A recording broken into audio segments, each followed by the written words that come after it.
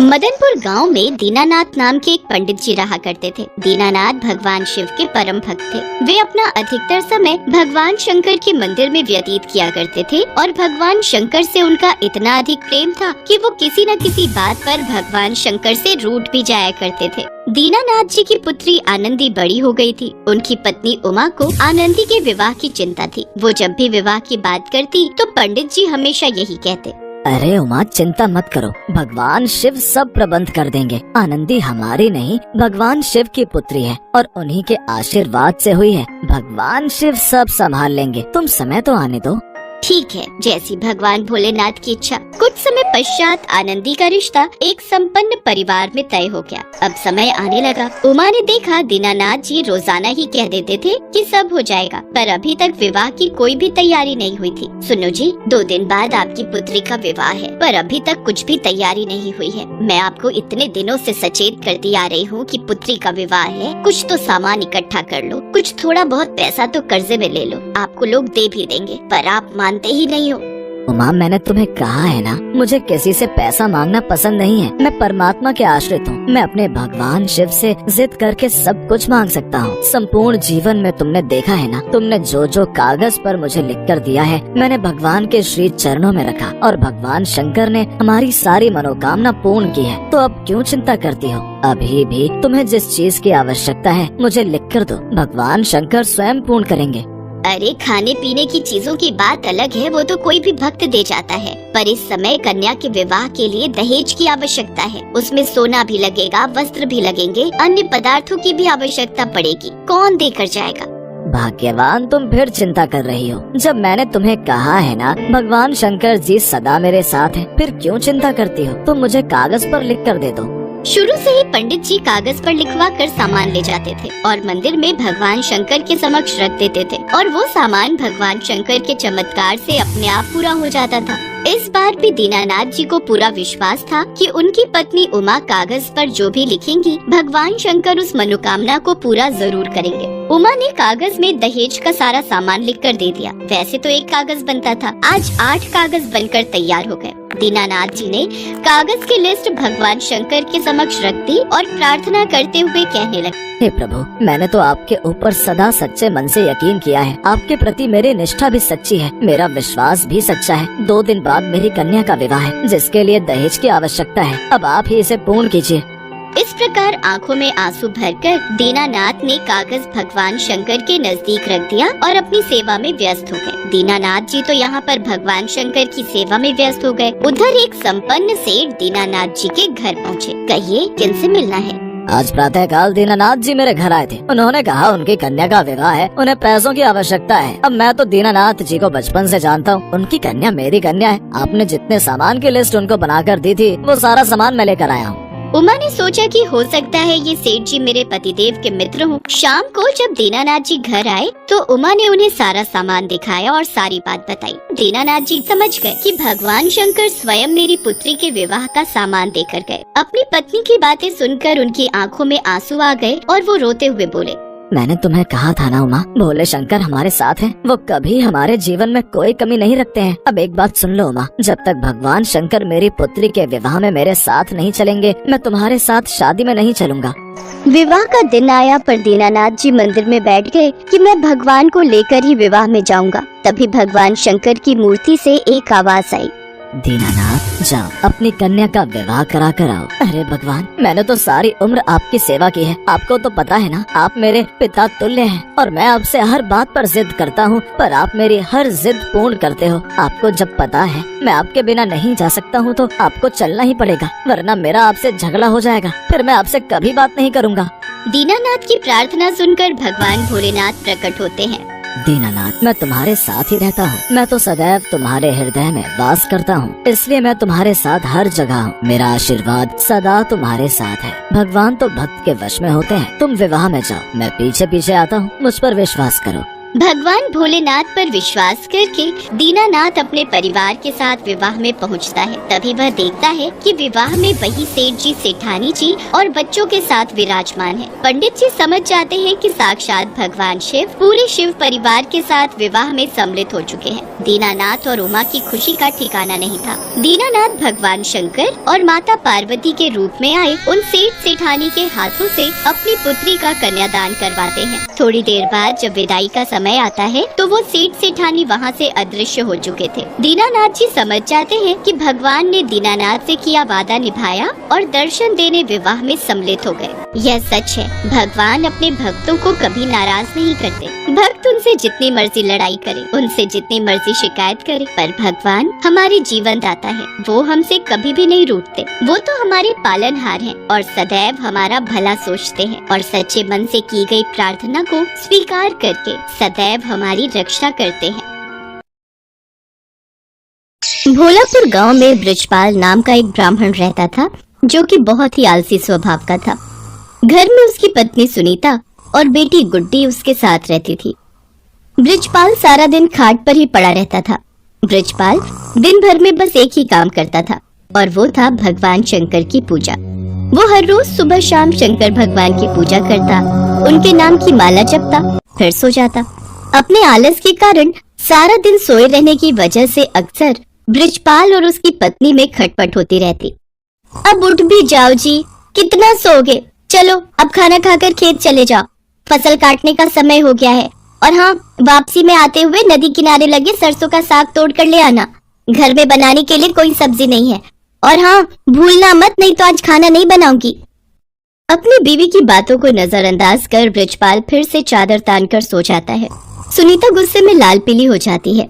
उधर कैलाश में बैठी माँ पार्वती शंकर भगवान से कहती हैं, हे नाथ, ये आपका कैसा भक्त है जो आपकी भक्ति के अलावा और कुछ काम नहीं करता, बस अपने आलसी शरीर के कारण खाट पर ही पड़ा रहता है, कोई कर्म नहीं करता। आपको तो ऐसे भक्त का मार्गदर्शन करना चाहिए। देवी, इसमें इसकी कोई गलती नहीं। ये सारा किया इसके पिछले जन्म का है। तब ये एक आलसी गधा हुआ करता था जो सारा दिन मेरे मंदिर के बाहर लेटा रहता था। मंदिर में जब भी मेरे नाम का उच्चारण भक्तगण करते तो उसका स्रोत उसके कानों में गूंजता और उसे नींद में भी मेरा ही नाम सुनाई देता। फिर एक रोज श्रवण मास में ये चल बसा और फिर अगले चारों में इसने मनुष्य रूप में जन्म लिया। लेकिन इसके पिछले जन्म के आलसी स्वभाव ने इसका पीछा नहीं छोड़ा। जब सही समय आएगा तब मैं इसे ज्ञान दूंगा।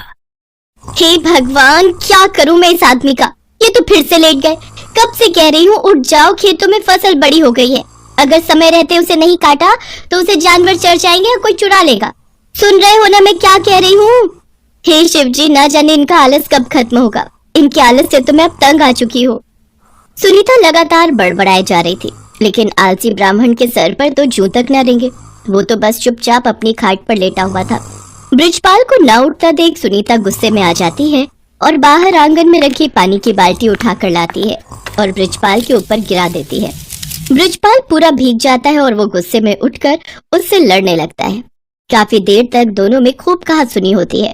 फिर वो गुस्से में घर से निकलकर शंकर भगवान के मंदिर में चला जाता है और वहाँ पहुंचकर शंकर जी से कहता है, हे शंकर भगवान, अपनी पत्नी की रोज रोज की झिकझिक से मैं तंग आ चुका हूँ।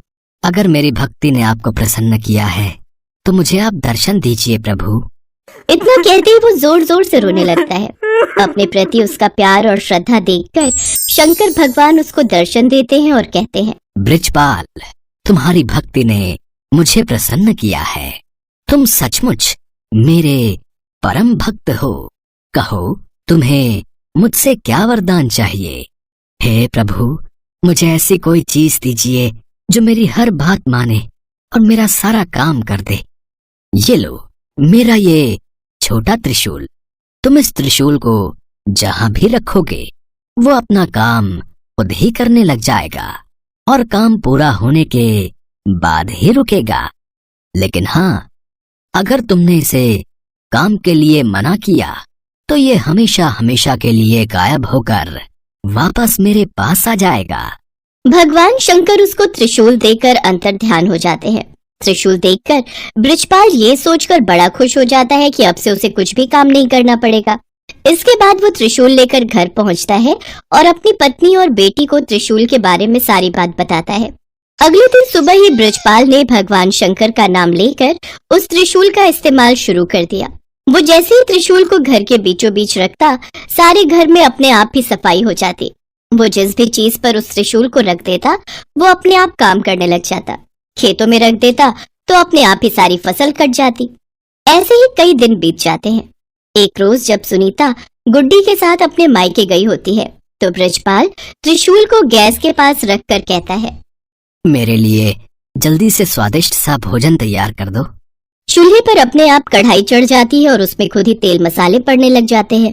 देखते ही देखते स्वादिष्ट पकवान बनकर तैयार हो जाते हैं, जिन्हें ब्रजपाल बड़े ही चटकारे लेकर खाता है। आहा, वाह, मजा ही आ गया। वाह वाह वाह, क्या स्वाद है। रोज भाग्यवान के हाथों का भोजन करके तो मैं परेशान ही हो गया था। सच में कमाल का है ये त्रिशूल। खाना खाकर ब्रजपाल आराम से गहरी नींद में सो जाता है और फिर जब अगली सुबह जागता है तो कुएं के पास जाकर उस त्रिशूल से कहता है, जल्दी से मेरे नहाने के लिए कुएं में से पानी निकालकर इस बाल्टी में भरा जाए। कुएं में से पानी निकालना हो, पौधों को पानी देना हो, साफ सफाई, कपड़े, बर्तन, सभी तरह के काम वो त्रिशूल ब्रजपाल के कहते ही कर देता। ब्रजपाल बगीचे में पड़ी पाइप के पास जाता है और अपने त्रिशूल को उसे छुआते हुए कहता है, पाइप, जल्दी से इस बगीचे में लगे पेड़ पौधों को अच्छे से पानी दे दो। पाइप अपने पौधों में पानी देने लग जाती है। फिर आलसी ब्राह्मण खुश होते हुए आराम से सोने चला जाता है, लेकिन सोने के कुछ देर बाद ही लाइट चली जाती है। फिर वो अपने त्रिशूल को हथपंखा पर रखते हुए कहता है, हे हाथ पंखे, जब तक लाइट नहीं आ जाती तुम मुझे इस पंखे से हवा करो। उसके ये कहते ही हथपंखा उसे हवा करने लगता है। कुछ देर बाद जैसे ही लाइट आती है तो वो हथपंखा बंद हो जाता है। एक दिन ब्रजपाल को बड़ी तेज भूख लग रही होती है। उसने खाली थाली अपने सामने रखी और जमीन पर बैठ गया। फिर त्रिशूल को थाली पर लगाकर कहने लगा, अब इसमें से जल्दी जल्दी स्वादिष्ट पकवान निकल कर आते जाए। कुछ ही देर में कई तरह के पकवान थाली में आते गए। कितना अच्छा होता अगर मुझे अपने आप खाना खाना ना पड़े और खुद ही मेरे मुंह में सारा खाना चला जाए। ऐसा कहकर उसने त्रिशूल को अपनी प्लेट पर लगाया और कहने लगा, अच्छे अच्छे पकवान जल्दी से मेरे मुंह में आ जाएं। उसके ऐसा कहते ही थाली में से तरह तरह के पकवान निकलकर उसके मुंह में जाने लगे और वो बड़े ही चटकारे लेकर उनको खाने लगा। पर ये मजा कुछ देर तक का ही था। कुछ ही देर में उसका पेट भर गया और वो खा नहीं पा रहा था। लेकिन पकवान थे जो कि उसके मुंह में लगातार जाते ही जा रहे थे। उसका पेट और मन पूरी तरह भर चुका था। वो जैसे ही उन्हें रोकने की बात सोचता है तो उसे भगवान शंकर की कही वो बात याद आई, जिसमें उन्होंने कहा था कि अगर त्रिशूल को काम करते हुए रोका गया तो ये वरदान वहीं समाप्त हो जाएगा और त्रिशूल फिर से शंकर भगवान के पास पहुंच जाएगा। तभी वहाँ सुनीता गुड्डी के साथ अपने मायके से लौटकर पहुंच जाती है। वो दोनों ये सब देखकर हैरान रह जाती हैं। सुनिए जी, देखिए तो आपका पेट कितना फूलता जा रहा है। जल्दी से इस त्रिशूल को रुकने के लिए कहिए। ब्रजपाल शंकर भगवान के दिए वरदान को खोना नहीं चाहता था, लेकिन फिर भी वो थक हार कर कह ही देता है, रुक जाओ। उसके इतना कहते ही खाना रुक जाता है, लेकिन साथ ही वो त्रिशूल भी वहाँ से गायब हो जाता है। त्रिशूल को गंवाकर वो बड़ा ही दुखी हुआ, लेकिन अब वो कुछ भी नहीं कर सकता था। शंकर भगवान के दिए वरदान को अब वो खो चुका था। अभी तक ब्रजपाल ने जितने भी काम त्रिशूल को दिए थे वो सब कब रोकने हैं ये उसने साथ में ही बता दिया था, लेकिन खाना खाते हुए कब रुकना है ये कहना वो भूल गया था, जिस कारण खाना बिना रुके ही उसके मुंह में आता ही जा रहा था। सारी बात समझने के बाद ब्रजपाल कहने लगा, हे महादेव, मैं समझ गया। ये वरदान आपने मुझे सबक सिखाने के लिए दिया था। सचमुच में मैं कितना मूर्ख था जो हर छोटे छोटे काम के लिए भी आलस दिखाता था, और अब मुझे सीख मिल चुकी है कि छोटे छोटे काम के लिए किसी दूसरे पर निर्भर रहने से कितनी बड़ी मुसीबत आ सकती है। उस दिन के बाद से ब्रजपाल ने हमेशा हमेशा के लिए आलस त्याग दिया और हर रोज खेत जाने लगा। अपने सभी काम खुद करने लगा और दिन में 2 बार भगवान शंकर की पूजा भी करता। अब उसका जीवन पूरी तरह से सफल हो गया।